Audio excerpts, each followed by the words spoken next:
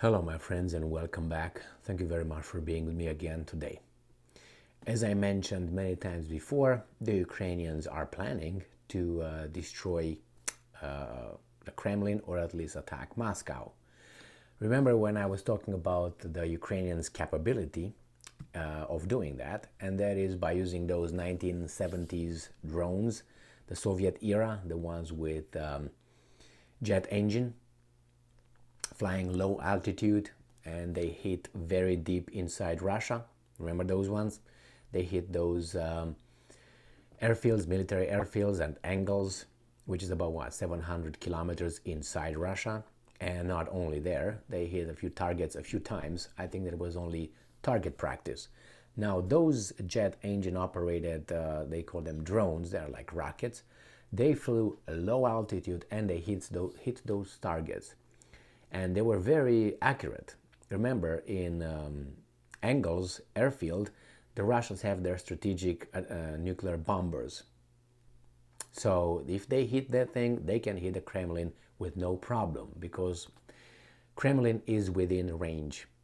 It's less than 1,000 kilometers from the front, and Engels was about 750 kilometers, if I remember correctly, or something like that. Anyway, they were capable of hitting a target further than Moscow. We have here Skibitsky, a Ukrainian big shot. He's going to tell us that actually we're going to possibly do that. If we were able to hit Engels, we can hit Kremlin. And I told you that when they did it the first time. I would be very worried if I were the guys in Moscow, because these guys will conduct this kind of operation. And why not? The Russians hit Kiev. So, what do you think? They will return the favor? So this article comes from Ukrainska Pravda. It is from today, the 25th of January 2023. And this is the title. If we reach Engels, we will also reach the Kremlin, end quote. Ukrainian Chief Intelligence Directorate. This is Mr. Skibitsky. Now we put a face on a name, or vice versa. This guy, for me, is very funny because Skibitsky reminds me of exhibitionism. And if you know what exhibitionism is, for me, that's Skibitsky. So every time I think of Skibitsky, I'm thinking of exhibitionism. It's something in my twisted brain. So Vadim Skibitsky, representative of the Chief Intelligence Directorate of the Ministry of Defense of Ukraine, does not rule out strikes from Ukraine on the Russian territory used by Vladimir Putin's army to attack Ukrainian cities. Source: Vadim Skibitsky on the air of the national 24/7 joint newscast. And details: Skibitsky, commenting on the explosions in Crimea, noted that military intelligence also works in the occupied territories.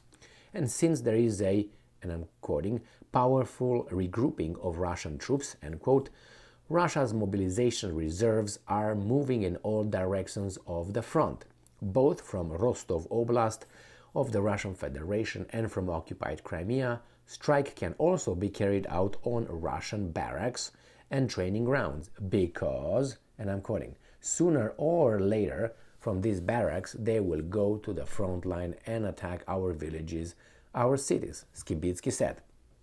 I agree with him.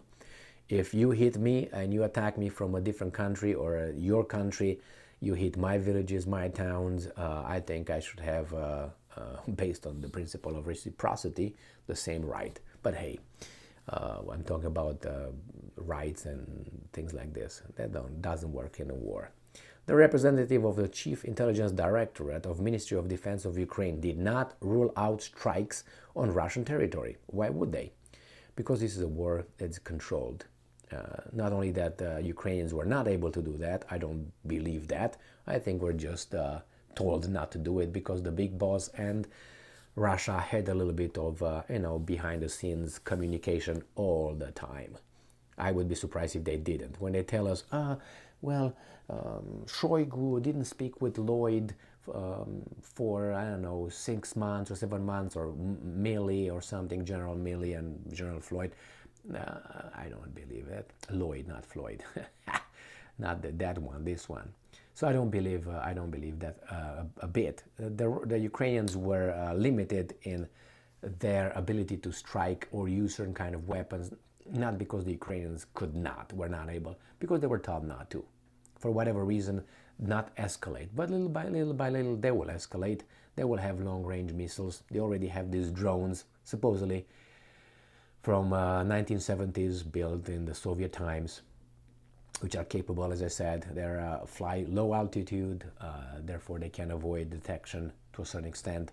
They fly fast, obviously, and they have a range of about 1,000 kilometers. That's a long range right there. And then these 1970s drones, so-called, I would call them, I don't know, missiles, not even rockets, because I think they're guided. So therefore they're not, they're rockets, missiles if they're guided. So rockets are not guided, missiles are, supposedly. This is the definition in wherever I got it from.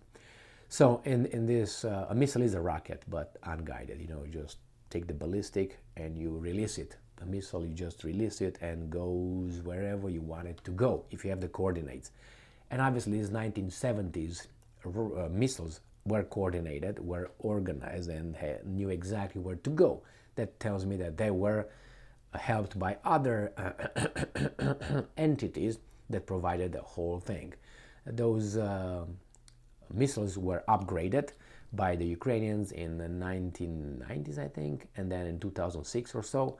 So they're not, 1970s, the one that you have to scrape the rust out of them. So let's see what Skibitsky tells us here. Very interesting, Skibitsky. So it says, Skibitsky, commenting on the explosions in Crimea, noted that military intelligence also works in occupied territory. We got that one. And he does not rule out strikes on Russian territory. It all depends on how critical the goals are, he said, regardless of whether it is an occupied territory or a territory of the Russian Federation. Why? Well, let's look at the statistics, Skibitsky says, and I'm continuing to quote Skibitsky. I'm so glad. I feel so proud of myself. Where do the same cruise missiles come from? If it's air-based, that's the territory of Russian Federation. If we are talking about Iskanders, there are either temporary occupied territories or Russian territories closer to our border. And one last thing, the S-400s and S-300s are also being fired from the Russian Federation, and they are firing on Kiev. End quote. Yes, Kibitsky, you're logical here. I have to agree with that. Details.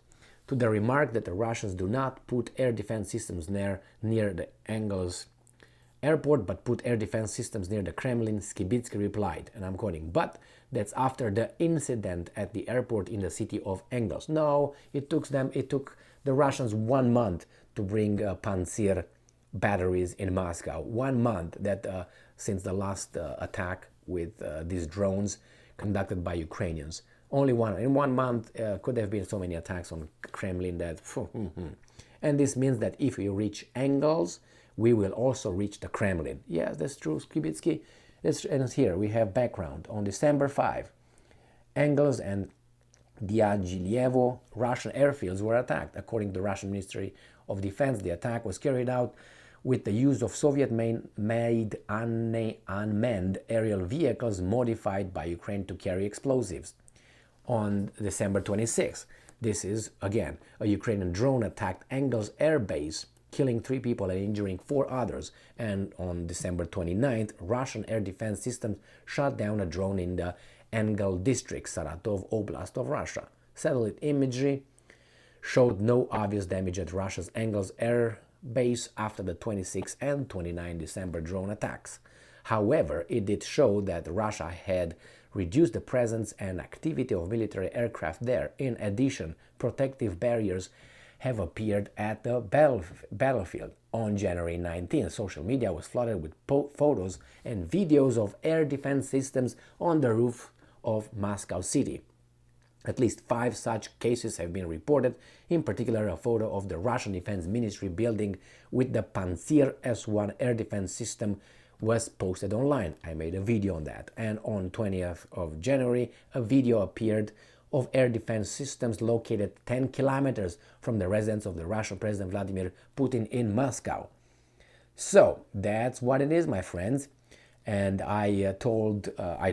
yes, I yapped around in a few of my videos, pointing out that the Russians did not prepare for about a month, 20 days at least, 20 days. And not those were the second attacks in the 26th and the 29th of December. Remember, the first one was on the 5th of December. And they still didn't do anything. And I said then, when I made the videos, if the Ukrainians are capable to hit that far, to such a precision, the Kremlin is within reach. I don't think they will hit the Kremlin. That's my assessment. I don't think they will make this grave mistake, because I think the Russians will flatten Kiev and will blow up Skibitsky and his company in no time. I have that conviction. I don't want that to happen, but if Skibitsky and his gang hits Kremlin or something like that, I guarantee you the Russians will destroy Zelensky and his team, which the Americans immediately will bring the second echelon, Zhmyhal and Yermak, and the same kosher guys over there. So, yeah, get ready, and I think the Ukrainians will send. I mean, I'm about 60% certain that's my assessment, my gut feeling. Okay, we'll send a few drones like that to Moscow, but not to the Kremlin. Why? Just to show them that they can and create panic and all that. But also they will create anger, and when you create anger, then it's right there. Thank you very much for being with me again today. Stay strong, stay smart, look for the truth, and be just.